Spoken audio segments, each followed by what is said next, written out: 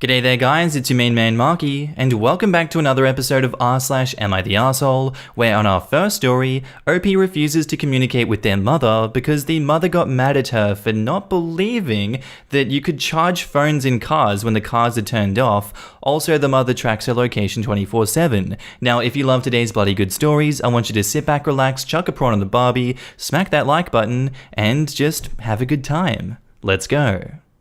Am I the arsehole for refusing to talk to my mum until she apologized? Happened December 2018. Been thinking about the situation on and off since then. I'm 23 female, and my parents have me keep my phone's location on at all times, even though I'm a graduate student and live away from home. I was with my boyfriend, 23, for the day. My phone ended up at 5% before dinner, so I asked to charge it in his car. I knew that some cars can't charge phones if the engine isn't on, but boyfriend said that it'd work on his. I had also read online that putting your phone on airplane mode helps it charge faster. It turned off my location, which I didn't know about. I plugged my phone into the car charger, checked to see that it's working, then went into the restaurant. I even used my boyfriend's phone to text my mum and let her know that my phone was charging in the car and that she could text my boyfriend to contact me. I made it home by curfew and head to my room. A few minutes later, my mum immediately texts me and the following conversation happens. I don't remember the exact words, but here's the general gist. Mum: where were you? Me: what do you mean? Mum: your location was off. Me: I didn't realize I'd turned on airplane mode to charge my phone faster. Mum: you can't charge your phone when the car isn't on? Me: I thought that too, so I checked with my boyfriend, and it works on his car. Mum: I'm going to try charging my iPad in the car without turning on the engine. Me: your car is a different model than his. It might not work. Mum: it doesn't work. I tried on all three cars. Me: like I said, his car is a different model. Mum: what car does he drive? Me: gives make and model of car? So why are you interrogating me? Mum: maybe if you used some better excuse.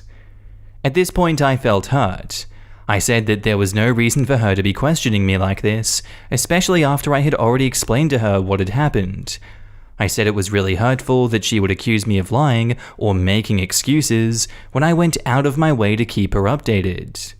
She ignored what I said, and even went on to say, next time he's here, I'm going to try charging my phone in his car when the engine is off to show that you are lying. I was really upset my mum didn't seem to trust me.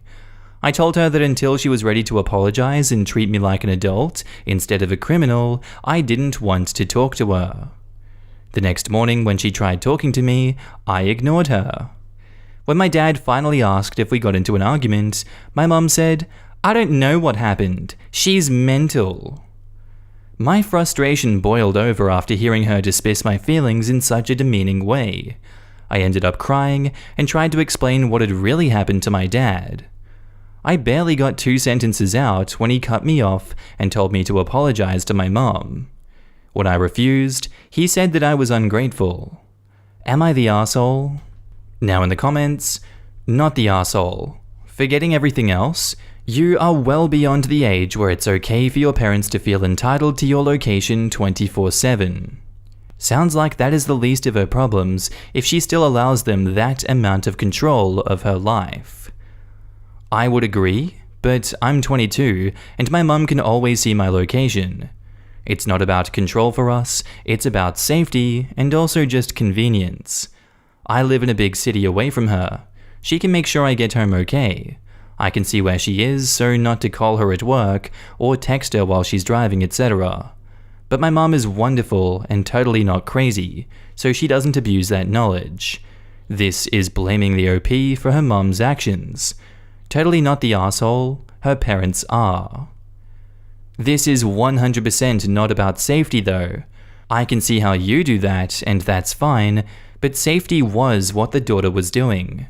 Letting the mum know what was up, somehow that wasn't good enough, so it's definitely not about the safety with the family at all. This is a control thing. Not the arsehole. You were 23. Why are you allowing your parents to track your location, and who is imposing the curfew when you don't live at home? OP replies, I honestly don't really know why I allow it, just that I've tried to turn off my location in the past and it turned into a big fight. So it's just less effort to accept the location tracking. And the answer to the second question would be no one. Maybe my antisocial tendencies. As long as it wouldn't make life more difficult for you, i.e., them cutting off any financial support they may be providing, I think it's time to have that fight. Sort of. Let them know that you won't be providing them with your location, and when they try to argue or just ask why, let them know that that's your decision and the topic is closed. And now on to the update.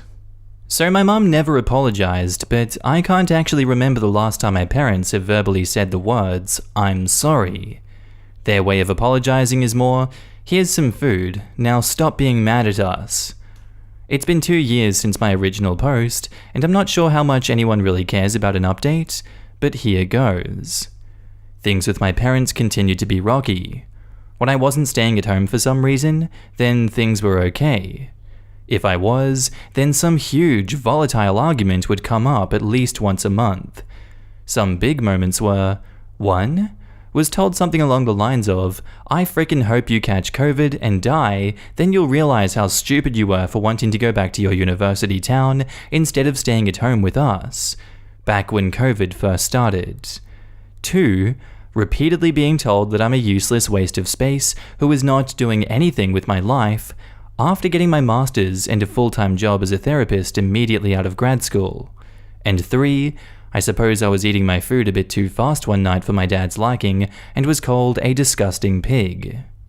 But you know, it's been 2 years, and if those are the only 3-ish incidents that I remember, then that's likely less than 5% of traumatic memories. Give or take, I'm not that great at math. It doesn't matter anymore though. Thanks to the aforementioned job, I'm finally in a place where I'm financially secure enough to live in an apartment with my boyfriend. It's been wonderful. We even adopted a crazy cat who loves smushing her face into ours. My job is amazing too, full of extremely supportive and understanding people. It's great working with an entire company of people who can respect mental health. I'm allowed to have an off day without feeling bad about myself or being shamed.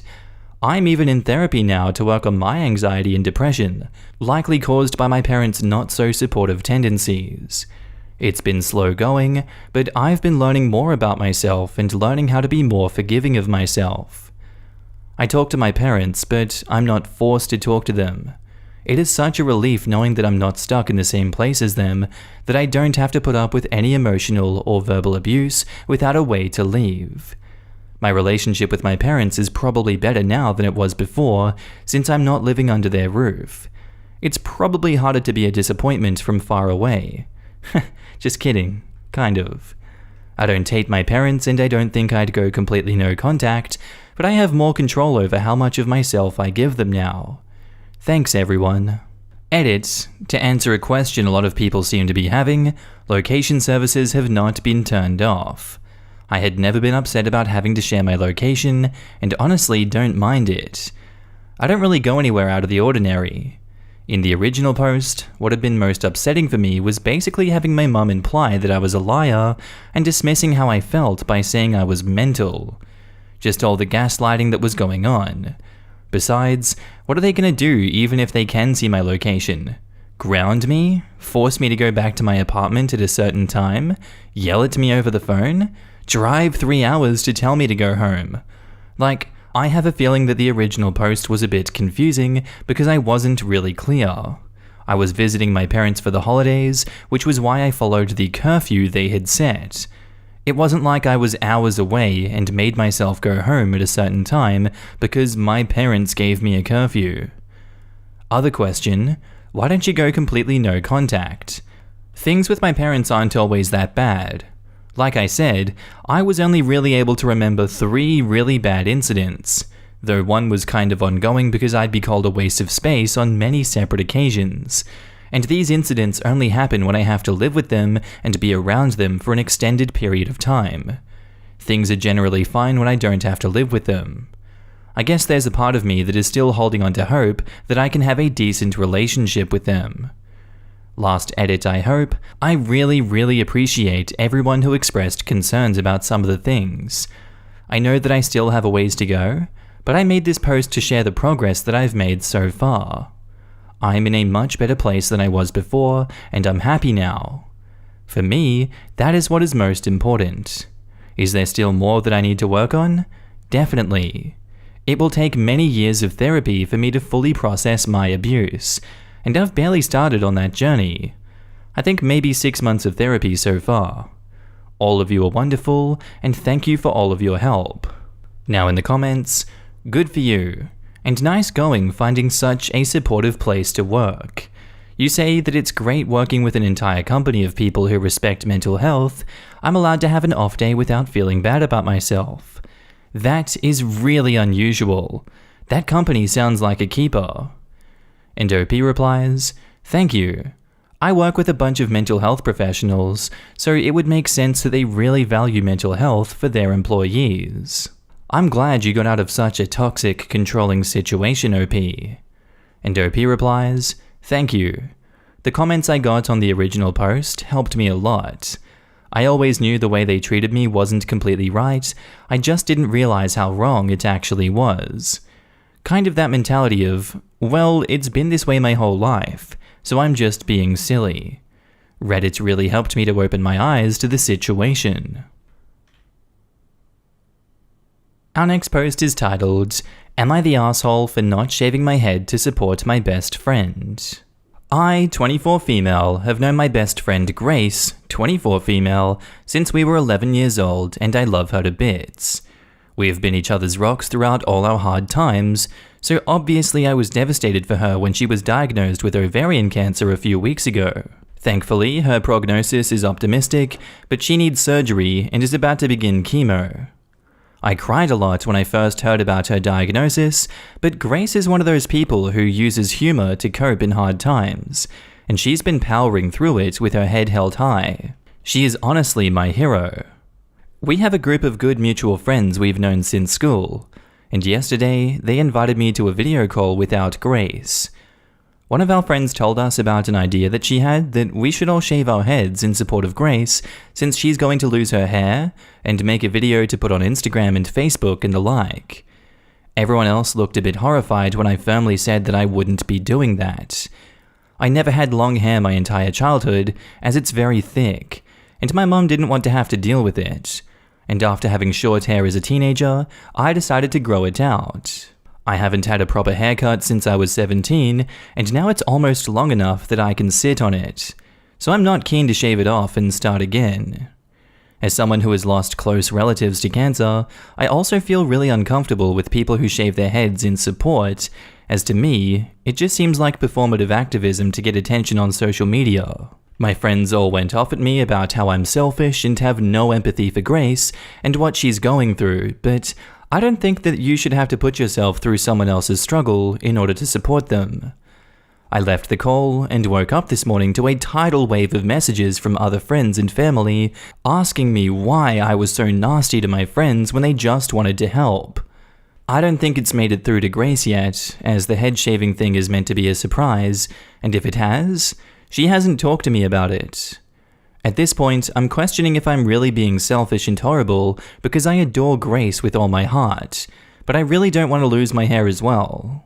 OP has offered the following explanation for why they think they might be the arsehole. I'm beginning to think that my views are actually harmful, and I might be being an unsupportive friend by not doing this. Now in the comments, not the arsehole. You're correct. Why do they need to blast this on social media, except for the look at how supportive we are being? You know what's supportive for your friend? Being there for her, helping with appointments, sitting there while she's getting treatment, listening to her needs, wants, fears. What does shaving your head do? I think you should continue to be the best friend you can be, and if anyone gives you crap, tell them to F off and stop being attention seekers. Exactly. What they want to do is performative BS that doesn't actually help the friend at all. It's an attention grab for internet points while actually doing nothing for the person who is actually sick. OP, you have the exact right perspective. Keep doing what you are doing and support your friend as you planned. I also often worry that this would make the friend with cancer super uncomfortable. It's one thing to maybe lose your own hair and feel self-conscious. It's another to have a visible reminder of your diagnosis every time you look at one of your friends' heads. Not the asshole. Your friends are idiots. Even if we accept that them shaving their heads is supporting Grace, which is questionable, why do you have to support her in the same way as them? I'm sure Grace will need lots of things in the coming days. Someone to hang out, laugh, and cry with, someone to run errands, etc. Why are you not just as good a friend as these transparently Instagram clout-chasing knuckleheads? Right? I've given blood, O negative here, just because, for various causes and even specific people. We had a co-worker whose young daughter was terribly sick with leukemia, so we all signed up to provide the family meals. There are other ways to be helpful and supportive without putting on a show for the world. Not the asshole. And now onto the update. It has been way too long, but the dust has settled, so I'm finally able to give an update on the situation. Thank you for the awards and all the love and support for both me and Grace. I'm happy to say that she is doing very well and is still in great spirit nearly 2 months into chemo. I haven't been able to see her in person much, which is horrible, but we spend most of our days on FaceTime, and I've been giving all the support I can. After my first post, I made what I think most would agree was the smartest decision and told Grace about our friend's plans. She actually laughed it off. She didn't think that they were serious and that they'd really do it. Unfortunately, I got an invitation to a Zoom call with Grace and the rest of the group not long after I made the post and immediately got an awful feeling. I really didn't want to, but I went because I wanted to be there to defend either Grace or myself, depending on what went down. As soon as I arrived, I was horrified to see that 3 of our friends had already shaved their heads and another was planning to do it in front of Grace during the call. Long story short, Grace was absolutely mortified. She absolutely decimated them about how they never should have done this without her permission or even telling her that it was going to happen. And instead of feeling supported, she now has a constant reminder of the fact that she has cancer. We both accused them of being self-centered and narcissistic people who didn't really care about her or her illness and only wanted to do it to A, post on social media and get attention, and B, have people ask why they did it and tell them what a good person and a good friend they are. I was trying to keep composed because it didn't feel like my fight to lead, but Grace did not hold back and used far more colorful language. As I said in my last post, she is my absolute hero. Needless to say, neither of us are in contact with those 4 people anymore, though we are civil with the others from the initial call about the head shaving who didn't actually go through with it. Both Grace and I are very happy that I decided to tell her beforehand so it wasn't as much of a shock when it happened, and she's glad that she doesn't have to endure what would likely have been a lot of mock support from our ex-friends throughout her cancer journey. And for some extra satisfaction for everyone who was as mad about the situation as I was, although Grace says that it is thinned, as of right now she hasn't lost any hair. Now in the comments, lol, my aunt did this when my dad got cancer, and all it did was broadcast to everyone how little she actually cared. His chemo drugs wouldn't cause hair loss, and he was so excited about it that it was the first thing he'd tell anyone who visited or called him for 2 months leading up to the chemo starting. I'm sorry, but I have to laugh that Grace didn't actually lose any hair, so these people just made themselves bald for no reason. Especially as they can't claim it's to support Grace, because Grace wants nothing to do with them. Actual clownery. Grace is my hero too.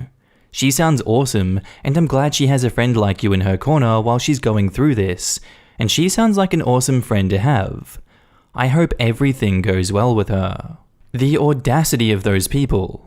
I'm glad you and Grace are no longer in contact with them. Best wishes and healing light to Grace.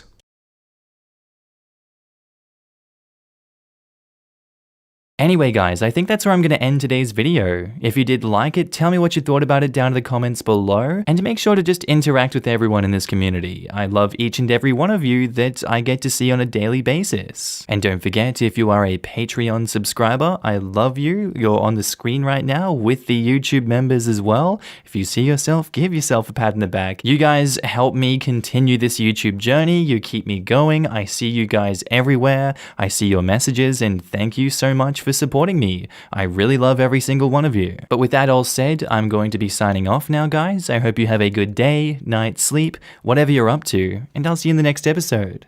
Bye.